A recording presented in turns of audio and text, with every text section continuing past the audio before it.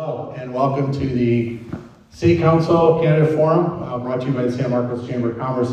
I am Chamber CEO Rick Rungaitis. We are very proud to be able to host this event. We really want to thank not only the candidates for coming tonight, but a very special thanks to San Marcos Unified School District, Nathan Baker, who's here tonight, a principal of Mission Hills High School, and they've got a big production that's opening on October 24th so letting us be able to share the stage. We're very thankful, so thank you for that. Want to go over quickly just tonight's format. The candidates all got the questions that they're going to be asked tonight 72 hours in advance. And these questions were sent in from our members and from residents in San Marcos. All the questions that we received were given then to our board of directors with the chamber, and they voted on the top 4. And so those are the questions that you'll hear tonight.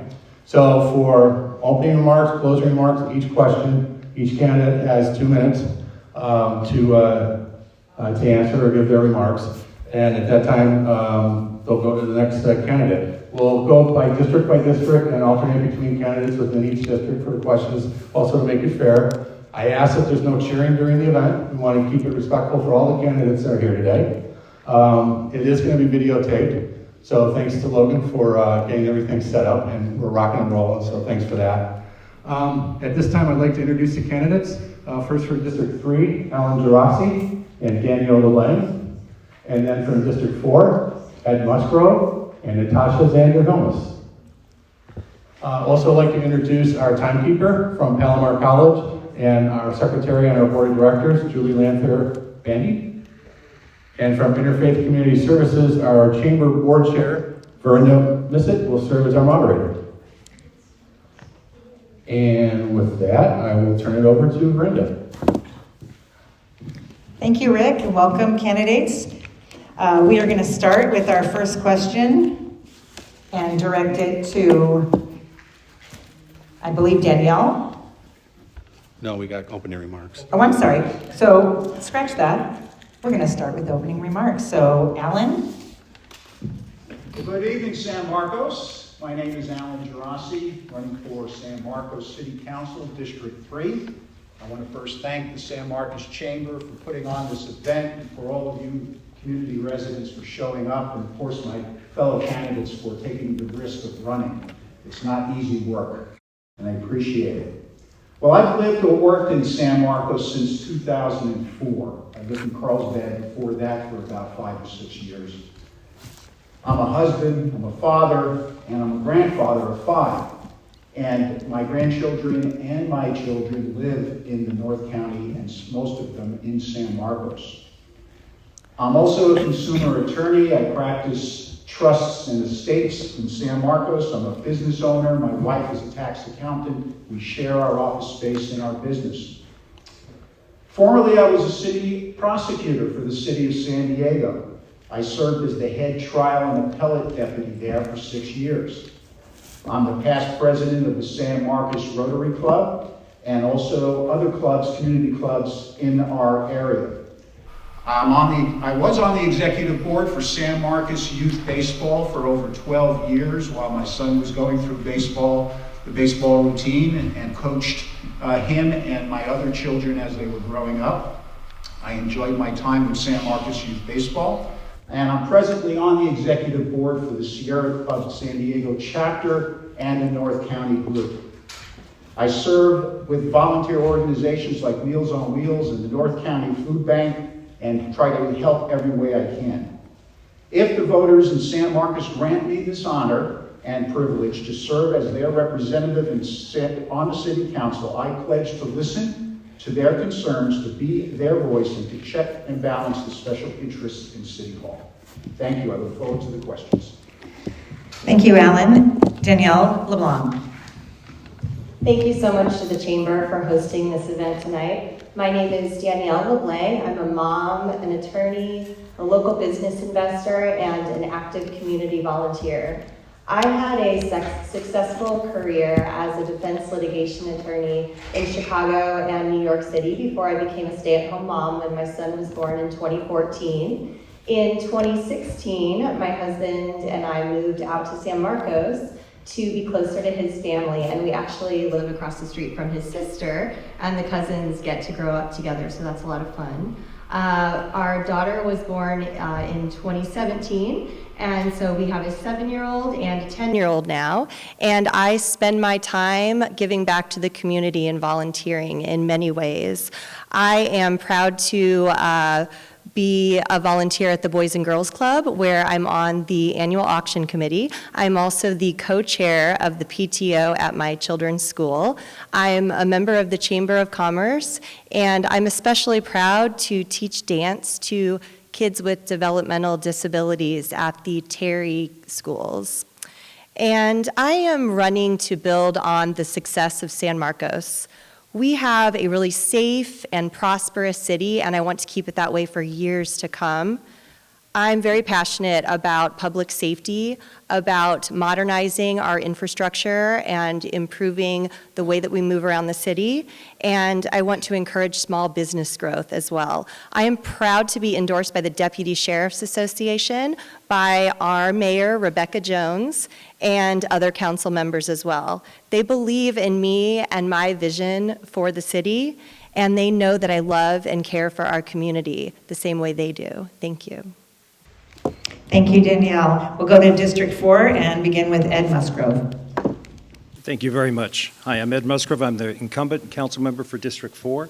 I want to thank the Chamber and I want to thank Nathan very much for allowing us to come here tonight and to share this opportunity with you. I'll start by accepting that not everyone will know me or my background, so just a real quick rundown. I'm a native Californian, which seems to be more of a rarity these days. I graduated Poway High School, left there to join the Army. After 7 years, I came back for the Sheriff's Department, where I spent 25 years. I worked at a nonprofit school and then 2.5 years down the Metropolitan Transit System. While doing all of that, I joined several of our civic organizations in town here and one in San Diego, and I served on a board for a Veterans Committee. In the city, I volunteered for the Traffic Commission, and I spent 4 years there, and then I was in the first year of my second term as a planning commissioner when the District 4 seat came open as a result of districting. That was in 2020. I ran for the seat. I was very fortunate to win. It took a lot of effort. It was during COVID, so while the best laid plans were in place, they did not come to fruition because of the restrictions on movement and how you could meet and gather, so it really changed a lot. So this cycle is, it's a little new to me. I've helped on other campaigns, but when it's yours, it's a little bit different. I think Alan was kind of alluding to that. I have a Bachelor of Science in Business Management and a Master's degree in Organizational Leadership. I maintain my real estate license, and I have a sole proprietor business in San Marcos as a private investigator. I want to thank everyone for coming tonight, and I appreciate it, and I'm really looking forward to sharing some of the insights I have for our district and to reaffirm the trust that has been placed in me by the residents of District 4, and that I will continue to uphold that trust after the elections in November. Thank you. Thank you, Ed. We'll go now to Natasha Zander Hilmes. Okay, hopefully this is working. Well, hello everybody, and again, thank you for coming here tonight, and I really appreciate the Chamber for putting on this event. And since I'm the new one here, I'm going to just give you a little bit of information about me. As you see, my name is Natasha Zander Hilmes. Thank you for saying it correctly. I've been a proud resident of San Marcos for 23 years. I too am a native Californian and a native San Diegan, actually. We were already familiar with the city because before we moved here, my parents had actually moved here. So we already liked the city. And when we found a house here, we bought it. Even though it increased my husband's commute time because he was working on 32nd Street, the Naval Base. But we liked the city so much. Our daughter attended Woodland Park Middle School, and she was in the first graduating class when Mission Hills was brand new. It doesn't seem that. I truly believe our schools here in San Marcos are really great. We raised a smart, talented daughter, and she now lives in San Diego. I was actually involved in her school life, supporting girls basketball and volunteering for the PTO, and even handling the PTO here at Mission Hills, all the while balancing my career in banking and traveling for work. My husband, he's retired Navy veteran, and we've actually been married 43 years. Wow. I currently work at Cal State San Marcos as extended learning, and I'm an instructor for their Supervisory Certificate Program. And when I'm not teaching classes, I also help them with the professional and corporate programs. I do also have my own small business that focuses on training.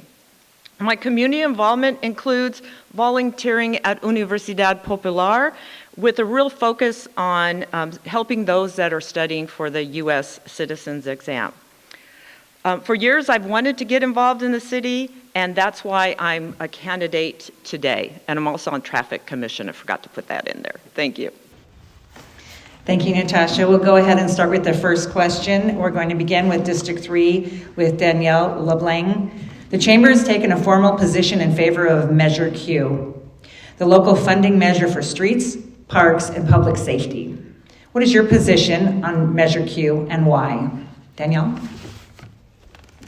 So Measure Q is an incredibly important 1-cent sales tax initiative that was placed on the ballot by the current City Council, and I support this measure.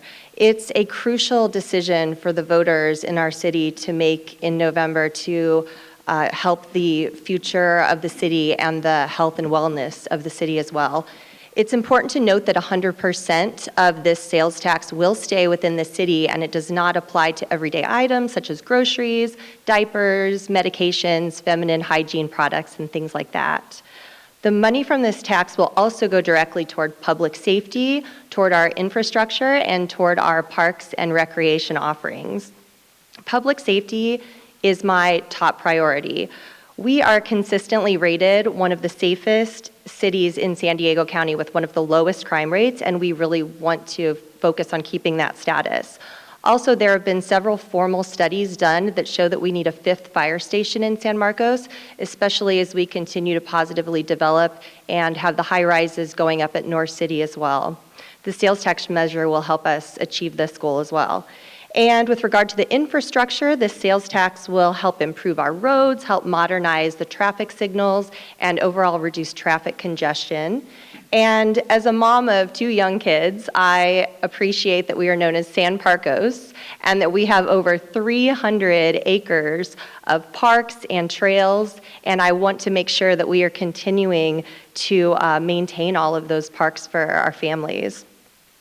Another reason that the sales tax is really important is a lot of people don't realize that we have the lowest property tax rate allocation in San Diego County at 6.6%. And in contrast, on the other end, Coronado has 31%. And that was set by Prop 13 in the 70s, and this is something that's become a challenge to us as we've continued to grow. Thank you. Ellen Geraci, same question. I endorsed Measure Q when I first heard about it and met with the city manager for over 2 hours in her office, and she and I discussed the budget over the last 5 years, the deficit on the budget, and the need to raise revenue. After hearing her information and taking a hard look at the budget over the last 5 years, I saw that Measure Q was a necessary thing for our community. So I endorsed it right away. Both the deputy sheriffs and the San Marcos firefighters unions have endorsed Measure Q. It will support and raise revenue in the form of what's called a district tax, which is a direct tax, as my opponent said, to the city of San Marcos. The expectation is, the forecast is, it will raise about $20 million after the first fiscal year. So, why do we need that? Well, we need to correct now or we're going to lose vital services. The city manager has already cut services and she can cut no more. We've got 204 miles of streets, 126 miles of storm drains, and 293 acres of parks and trails that we need to maintain. Furthermore, as was said, the firefighters need a 5th fire station because in the northern part of the city, there's been development and growth and increased population, and that fire station is required at this point. So I want to support our firefighters. I want to fight for that fire station, get it passed without hesitation, without equivocation. I also point out that Measure Q will have a citizens review board to assure accountability. So it will be a 10-year measure to increase our revenue stream over those 10 years and help balance our budget. I urge all voters to support Measure Q. Thank you. We'll go to District 4. Natasha? I'm proud to support Measure Q. If you drive by my house, you'll see the Measure Q yard sign proudly displayed there. I've been actively discussing Measure Q importance at events, with friends, with neighbors, and going door to door. And I even have the Measure Q YouTube on my social media posts, because I truly believe in it. Most people I talk to are not aware that the city is in a deficit, and they're not aware what Measure Q is. So it does take a lot of talking to them to tell them what is going on. Frankly, I am concerned about what would happen if it doesn't pass. What's the city going to cut? We have great things, but what are they going to cut? What will happen to our streets, our parks, our public safety? Our firefighters, as you can see, need us to pass Measure Q. As you know, Measure Q is going to have that oversight committee, and that's what people really are asking me about, is where are the funds going, and is someone going to be overseeing it? Which I can say that is going to happen, and that makes them feel much more comfortable about it. I believe Measure Q aligns with my vision for a thriving San Marcos that benefits all residents and keeps us all safe. Again, Measure Q is an investment we need, and I am proud to support it. Thank you, Natasha. Ed Musgrove. Thank you. I'll try not to cover territory that's already been laid. So I started meeting with our city manager when I was first elected, and that became effective in early 2021. And when I was with the sheriff, I managed multi-million-dollar budgets for my command, and then I was in charge of the Homeland Security grants. And those would come in mass and then meted out to the other law enforcement agencies in the county. So I'm used to dealing with large sums of money and tracking every single penny, because it's somebody else's dime we're spending. So I saw the path where we were headed. I didn't really like it. Our current city manager has been very upfront with where we are in our situation, and I appreciate that very much. So we got to ask ourselves the question, why do we need to adjust our sales tax? It's not as though we don't have one now. Our sales tax is currently at the baseline of 7.75%, but out of that 7.75%, the lion's share goes to the county. We get 1 penny, and it accounts for about $20 million of revenue. And that's only for certain items, as was stated earlier. So I use the example of either a salad or a sandwich. You buy your basic ingredients at the store, it's not taxed. If you go to the deli and they put it together for you, that's taxed. It's a prepared meal. Big screen TVs, used cars, those are all going to be taxed. But what we're talking about right now is the funding of the general services like the street sweeping that Alan addressed. But here's something else that's pretty significant. The latest report shows that the average price of an average home in San Diego County is $870,000. And maybe a little higher here, maybe a little lower there. But here's the situation. Out of that $870,000, we get $574 in property tax. That is our apportionment as a result of Prop 13, which is why we cannot sustain ourselves. The rate of inflation coming out of COVID has driven up the cost of doing business, and we simply are not able to maintain that. The San Diego County taxpayer went through our books, met with our city manager repeatedly, our finance director, and gave us the rare approval to get this done. So please join me and fellow residents in approving Measure Q. Thank you, Ed. Okay, here's an easy one. What is your long-term vision for the city? And what are your top 3 priorities if elected? And on this question, we're going to start with District 3 with Alan. So we have a vibrant city, and it has lots of possibilities for future generations, but we can do better. Priority number 1 is to finally get a general plan update passed. The city's long-range planning policy reflects the aspirations, the values of residents and businesses and property owners who share our community. The last general plan was updated in 2012. We've grown our population, we're denser. We needed a new general plan update in 2022 when it came up for renewal. However, the budget deficit again got in the way, so it got shelved. The City Council has since been approving development without regard to a general plan update, and I frankly think that has to stop. Number 2, public safety. I'm a former San Diego prosecutor. I worked with police, with the deputy sheriffs, with the California Highway Patrol, and all law enforcement all throughout San Diego County when I was a prosecutor. Recently in San Marcos, we've had shootings. Personally, I was a witness to a random bullet hitting a baseball field with an 8-year-old just 6 feet away from where that bullet landed and ricocheted into the dugout. I was flabbergasted. The parents there and the neighbors and all throughout the community were all very upset by that occurrence. In 2024, there's been several shootings resulting in deaths. This is a huge red flag that we need to do something about the violence that's upsurging. Plus, we have a 365, 24-hour-a-day fire season. We need to be mindful of wildfire preparedness. Priority 3 is housing and the homeless. The housing is measured under an assessment called RHNA, the Regional Housing Need Assessment. We're meeting the needs for moderate and high-income housing, but we're not for low-income housing. We need to do better. Thank you, Alan.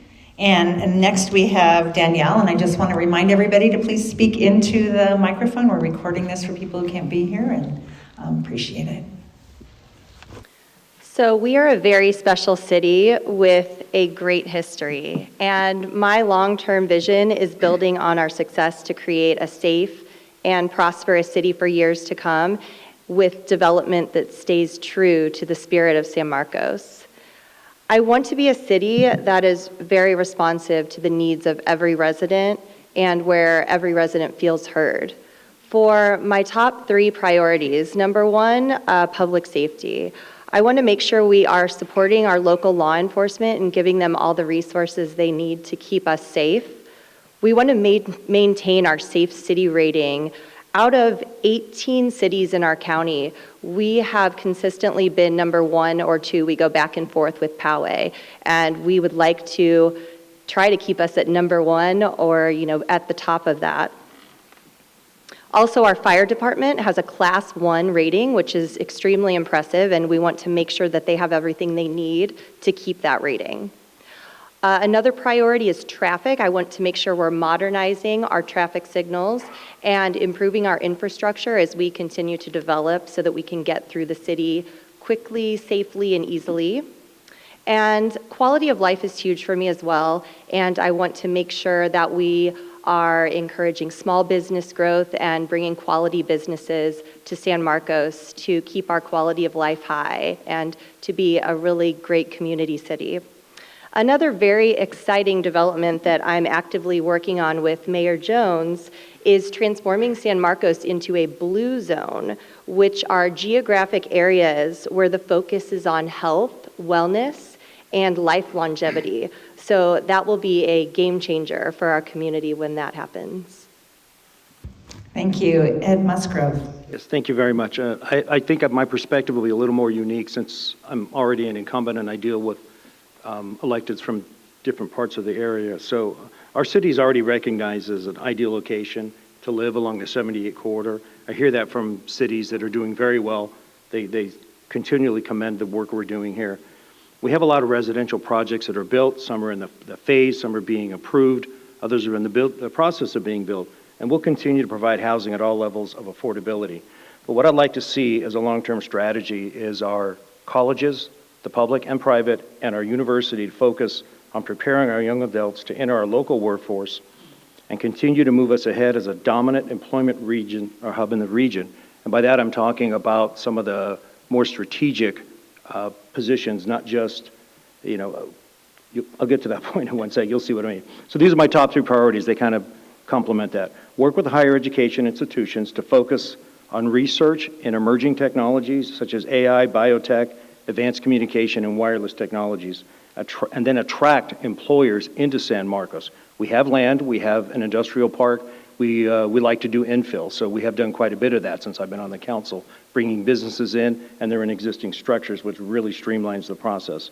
I want to improve our infrastructure from our local roadways, everything to synchronizing signal light timing through improved technology, to ensuring our storm drains are adequately working, so when we have those days when we get the floods, that we're not shutting down roads.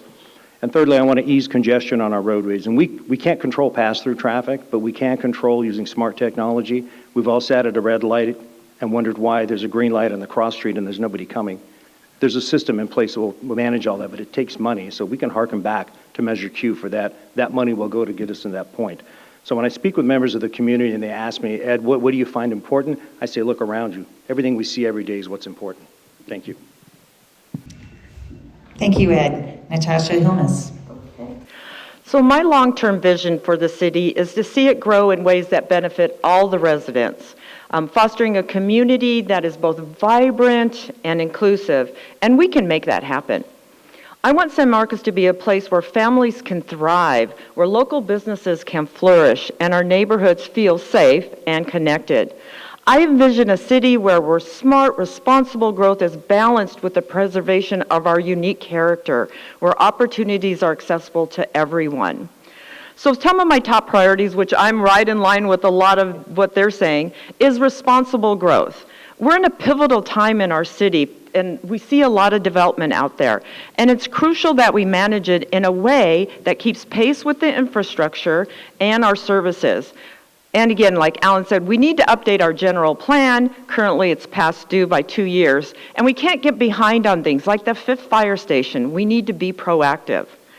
The other one priority is inclusive development. I want to make sure that our growth is felt across the entire community. That means prioritizing affordable housing. Yes, we're good, but we can be better. And we need to look for housing that's affordable. Ed said how expensive it is, but we need housing that's affordable so people can buy houses. Thinking of those starter houses, or if seniors want to downsize, that they have that ability to do that. Regardless of anybody's background and income, we need those cities' amenities, and that will help us be a thriving community. And last, I think we need transparency and communication. As someone with 40 years experience in banking and leadership, I understand the importance of clear communication. And if you look at our website, I know it, I've talked to Michelle and I know it needs to be updated, but we need to make sure that happens, that it's easy to navigate and that everybody can get that information. So let's make sure our communication is spot on. Thank you. Thank you. For our third question, how will you support local businesses and encourage new business development in the city, especially small businesses? And we'll start this time with Danielle.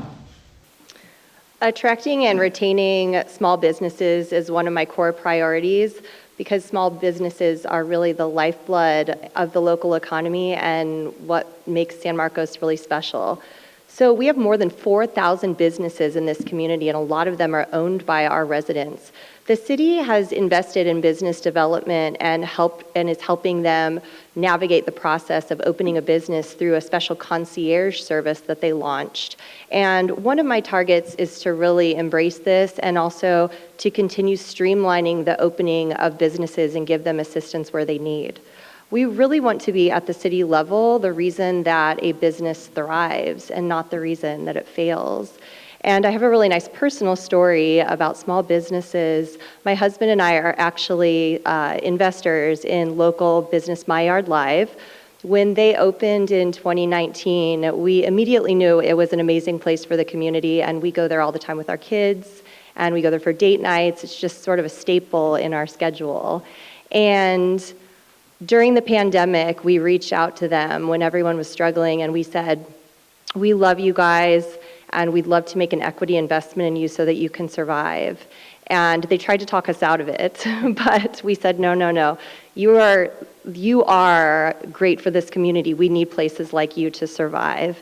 And I'm happy to say that My Yard Live just celebrated its 5th anniversary in our city, and I am so proud and honored to be a part of their story. So I want to continue to encourage more stories like My Yard Live and businesses like My Yard Live.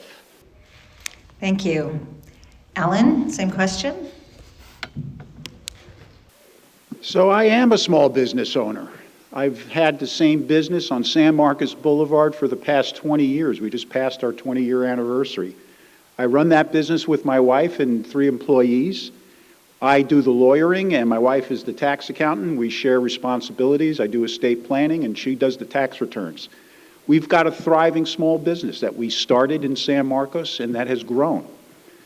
I'm proud to hear that Tess Sangster, who is the Economic Development Director for the City of San Marcos, is doing a fantastic job of enticing new businesses to the community, and I've watched her in action, and she's doing an amazing job. Small businesses start with a passion for product or service. I counsel as a lawyer small business owners who are starting their businesses. And when they come in, they always have that passion for whatever it is that they're starting. And I share that passion with them. However, where they stall and where they stumble is with capital and with marketing new customers. So I always try to counsel them towards those two areas of growing their business. Working with nonprofits at Palomar and other nonprofits for startup services is a key that I refer them to. The city can also assist minorities and women with referrals for favorable financing and grants, and I've got a list of referrals for that. The community events and business engagement outreach and web support is also a key, and we're proud to have a San Marcos Chamber of Commerce that is outstanding in that outreach, and I'm proud to be a member of the San Marcos Chamber. The number one thing that needs to happen for small businesses to thrive is to have a business plan and to start with your retirement plan at the inception. Don't wait until you think you have enough money to get a 401k. So retirement plan strategies is key to starting a small business and making it thrive. Thank you. Thanks, Alan. Natasha. So supporting local businesses, especially small business, is really vital to the health and character of our city. We should be the first place that small businesses want to open shop because of everything we have to offer. We have lots of open store spaces that really concern me because what's happening, we keep seeing developers put those small spaces in there, but we're not seeing the businesses come and open those up. So we need to figure out this and work with a small business and say, what can we do to encourage you to be in these spaces? I believe that we need to foster that supportive environment where we can help those small businesses not only survive, but really thrive here in San Marcos. It needs to be easy, as we see that, for small businesses to work with the city. We need to continue to have that collaboration with the chamber and other entities. We need to look at what else can we offer them, not just at Palomar, but what resources, networking opportunities, and training, and mentorship. Not every small business has a mentor or can pay for a business consultant. We need to encourage that partnership for someone that's maybe been in business to help those that are just starting that business. Finally, let's make sure we prioritize local businesses when it comes to any city contracts and development projects so that our money stays here.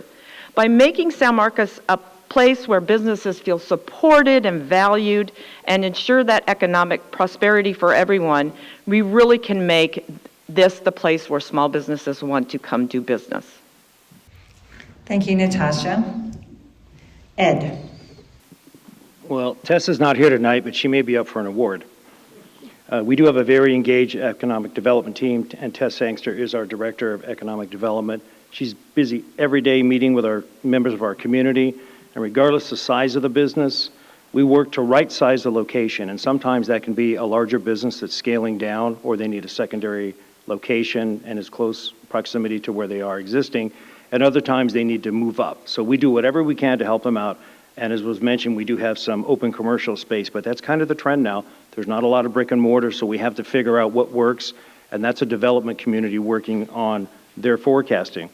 But for me, I personally meet with regional business owners all the time, listen to their concerns, and when I stop at many of our small businesses, and it doesn't matter what they're doing, what they're selling, I always introduce myself, I give them a business card, and I tell them my personal cell phone is on that card. Please let me know if there's anything we can do to help. And we do get feedback, and so I share that feedback with Tess, and we will come back out, we'll talk to them, figure out what we can do to help them out. And I gotta tell you, my belief is that the residents are the heart and soul of our community, but our local business community is a lifeblood, and there has to be that partnership between the two. I love making that engagement, and for me, that's a success in our community, regardless of size. Thank you. Thank you. And our last question, The dramatic increase in traffic along the 78 corridor has adversely impacted local residents and businesses. How will you work with local, state, and federal resources to make that better? And we'll start with District 3 with Alan. I'm going to be a little geeky about this one and get in the weeds because I've got a little experience with this. I've worked on San Marcos Boulevard for the last 20 years, as I said, and I got to tell you, after 3:30 p.m. every afternoon, San Marcos Boulevard is a parking lot for the next 2 hours. So I've watched that phenomenon over the last 20 years, and it's not getting better, it's getting worse. Something that's called the Comprehensive Multimodal Corridor Plan, the CMCP, in which Carlsbad, Escondido, San Marcos, Oceanside, and Vista all participate as a group, basically the 78 corridor, all participate to improve transportation safety and connectivity. This plan is intended to reduce vehicle miles traveled, also called VMT, in the region, which is also part of our San Marcos Climate Action Plan. I met a couple of years ago with a traffic engineer named Wu Sun over at Sandag, and he introduced me to the activity-based model, a computer programming model is used by Sandag to measure traffic efficiency and human factors. And I got to tell you, I was just fascinated with what he demonstrated for me. We all know that transportation decisions that make up our daily life and travel, including daily travel decisions, work, commuting, school, shopping, healthcare, and recreation, are all part of the human factors of transportation. And this program, this model, will measure those human factors so we can make smart traffic engineering decisions and improve our network in the city.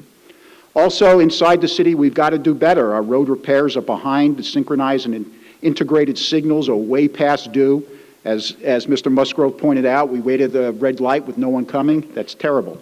Traffic planning and general plan updates are concomitant. Thank you, Alan. Danielle. So we live just off the 78 at the Nordal exit. So I'm acutely aware of these traffic challenges around the 78.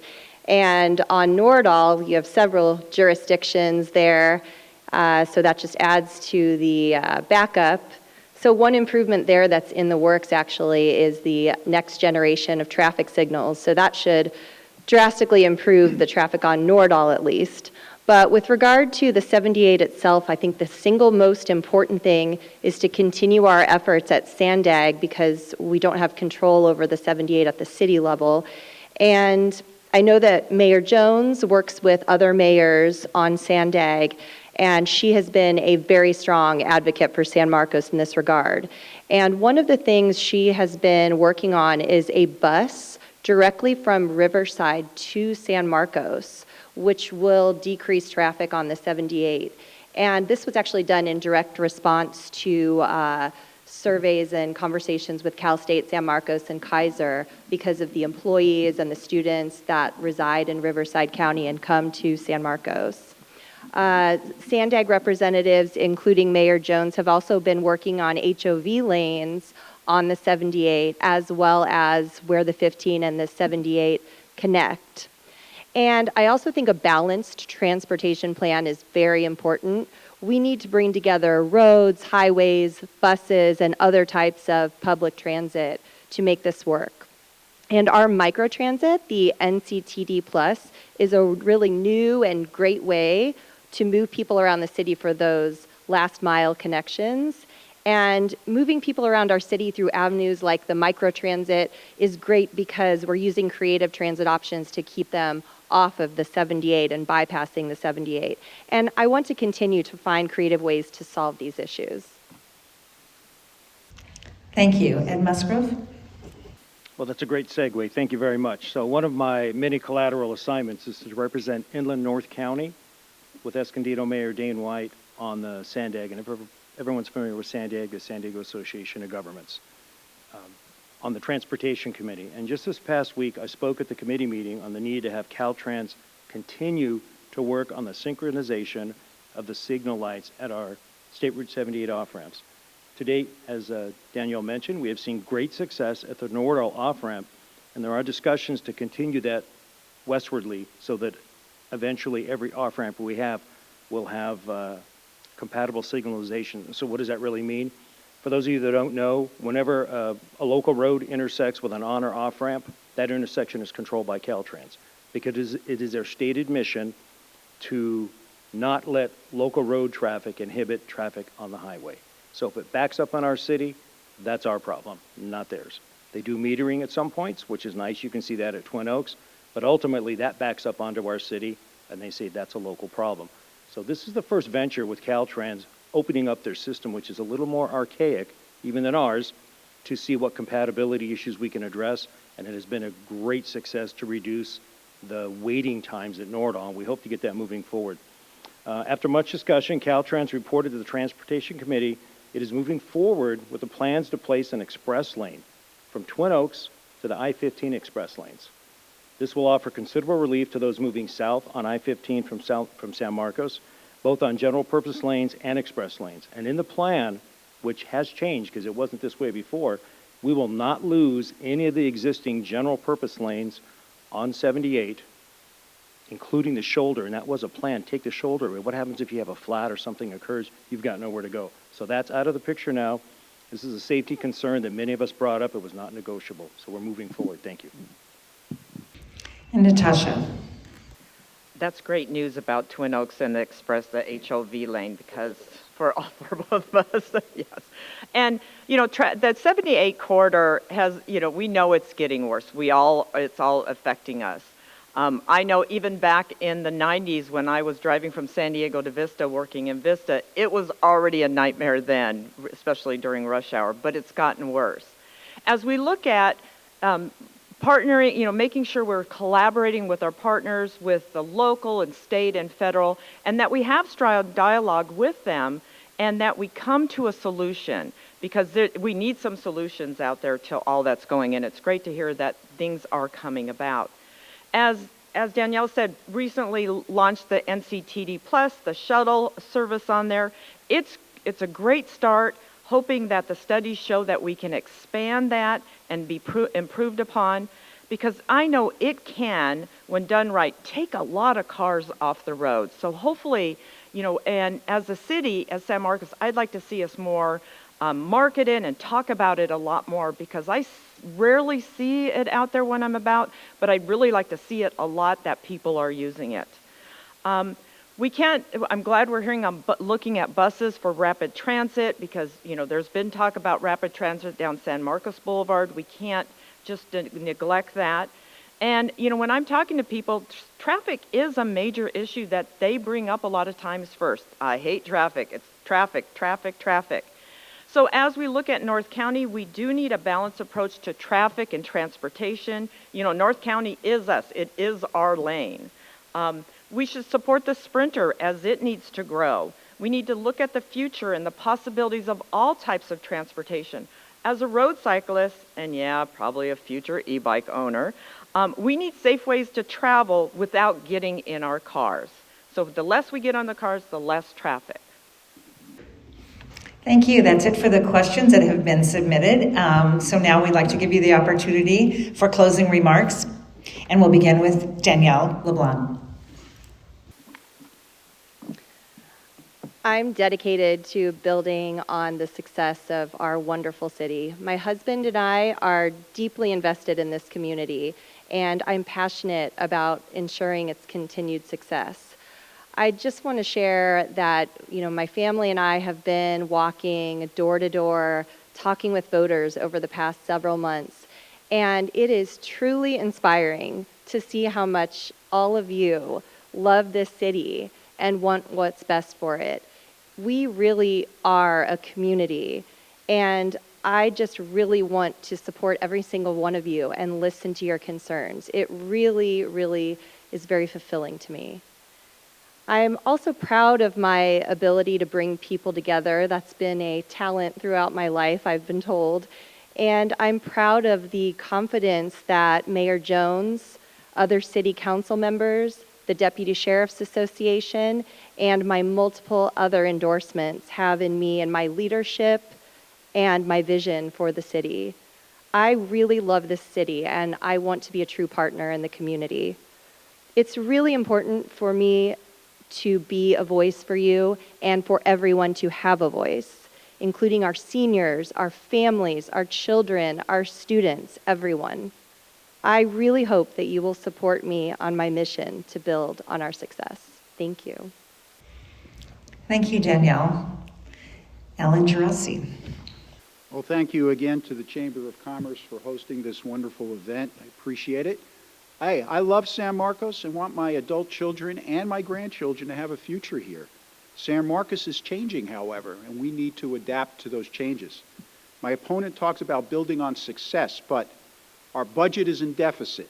The general plan update is now 2 years overdue.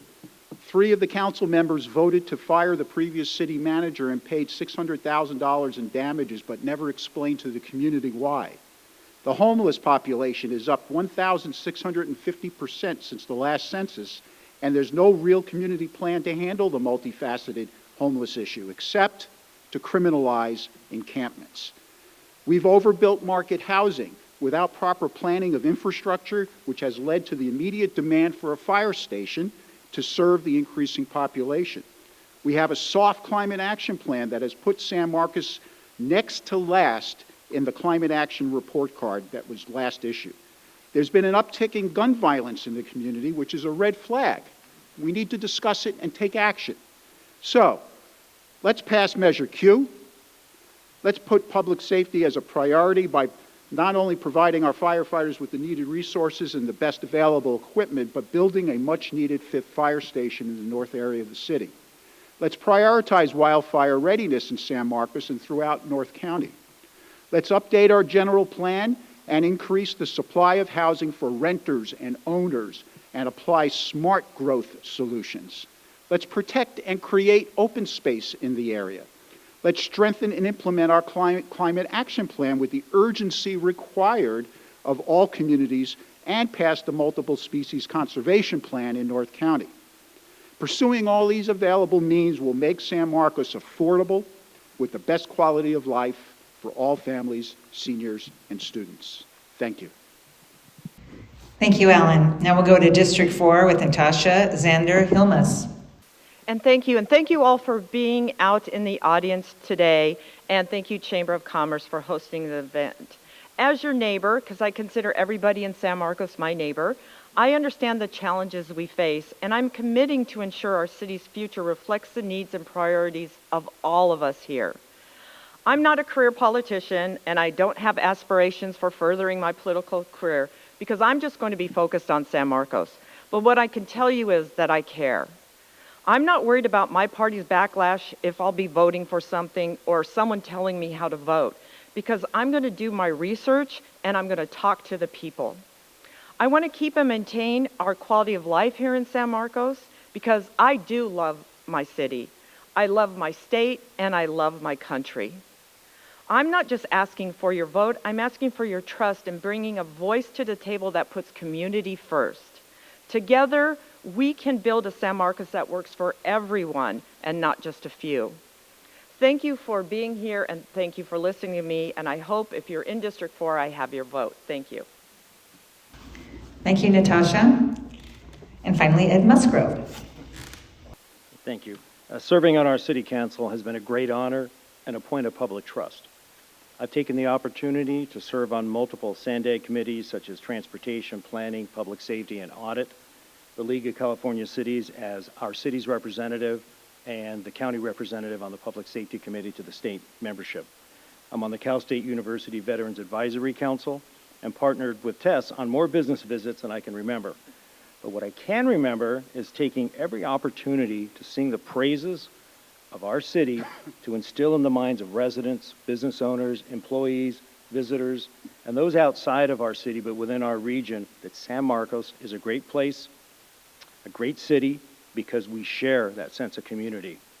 In closing, the thoughts I have offered tonight are driven by my lifelong commitment to public service. I want to thank the Chamber, of which I'm a member also, Alan, thank you, and the school district, thank you very much. We appreciate that. And again, the opportunity to come here and speak with you. Thank you, candidates. Well done. Thank you, candidates. You guys all did a wonderful job. Let's hear it for the candidates. Thanks so much for attending tonight's candidate forum. I want to thank Florinda for being our moderator. Thank Julie for being our timekeeper. We did videotape this, so thanks, Logan. We will be, it'll be in our newsletter and then on our website by Monday. And then of course the candidates will all get a link to the YouTube channel as well. So thanks again for all of you for attending. Have a wonderful night, and look forward to seeing all of you a week from Sunday, October 13th, at the Harvest Fest. Chamber is hosting our annual Harvest Fest this year at North City, so look forward to seeing you all there. Thanks, everyone. Thank you. Go Padres.